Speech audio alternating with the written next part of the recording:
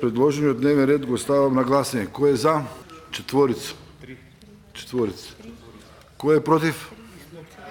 5 мина. Констатирам дека дневниот ред не е утврден и ја заклучувам оваа седница. Благодарам. Само што почна заврши, Комисијата за деловнички и мандатно-имунитетни прашања не го усвои дневниот ред на која требаше се расправа по предлогот на ВМРО ДПМН за тоа дали собранискиот спикер Џафери го прекршил етичкиот кодекс по однос на снимката која излезе, но и заклучувањето на собраниските врати.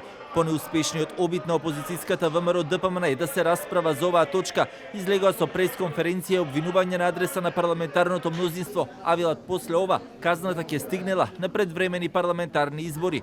Не очекуваат епилог ниту за интерпелацијата која поднесоа, а за која велат се уште не добиле одговор ниту од собранискиот спикер Џафери.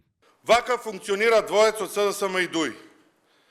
Вака функционира во цела држава. Вака е со се во државата.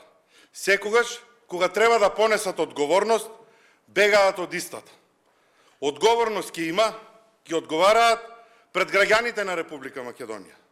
18 јуни е општонародниот протест и е почеток на крајот на оваа здисана власт и ова безредие во кое што живееме, а на кое што за жал бевте сведоци и вие денес. Од ДУИ пак вратија дека обидите на ВМРО ДПМН да направат театар од собранието, иако и натаму продолжуваат, велат нема да успеат. Децидно тврдат, Џафери бил најдобриот собраниски спикер досега. Значи денеска во Комисијата за деловнички, мандатни и имунитетни прашања членовите на комисијата не гласа за барањето на ВМРО ДПМН, поддржувана и од Алијанса за албанците, за нивните барања или нивното барање, за да се дискутира дека председателот на Собранието на Република Северна Македонија, господинот Талат Џафери, го кршил етичкиот кодекс.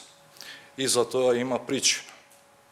Не можеме да дозволиме, како пратеници, представници на граѓаните, собранието да се претвора во циркус. Собранискиот спикер Џафери не се појави на Комисијата за деловнички и мандатно-имунитетни прашања. По однос на интерпелацијата пак од неговиот кабинет и минатата недела посочија дека ќе биде запазен временскиот рок во кој треба да одговори и да информира кога таа ќе биде ставена на седница.